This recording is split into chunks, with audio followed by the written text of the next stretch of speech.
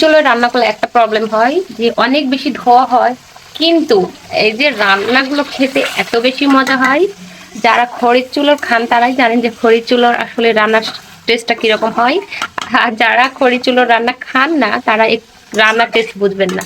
কিন্তু আমরা এই যে সময় সময় খড়িতে রান্না করে খাই, এটার মজাটা আমরা জানি যে কি রকম। কিন্তু একটা প্রবলেম ফেস করতে হয় যে অনেক বেশি ধোয়া হয়, এই ধোয়ার মধ্যে বসে বসে রান্না করতে হয়। কথাই তো আছে, ভালো কিছু পেতে হলে একটু তো কষ্ট করতেই হবে।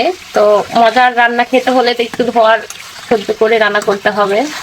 আর এটা আসলে আমাদের অভ্যাস হয়ে গেছে, প্রবলেম হয় না ধোয়াটা খুব, যেহেতু সময় সময় রান্না করি, মায়ের বাসাতে গিয়েও রান্না করি। কিন্তু যারা হঠাৎ করে চুলোতে খড়ি চুলোতে রান্না করতে আসে তাদের একটু প্রবলেম হবে, কারণ তারা সেভাবে অভ্যস্ত না ধোয়াতে রান্না করা। বাট আমার খুব কষ্ট হয় না, আমি সব কিছুতেই মানিয়ে নিতে পারি। এই যে দেখুন আমার কালারটা, মাংস কি সুন্দর হয়েছে দেখুন। চুলার রান্না আসলেই মজা।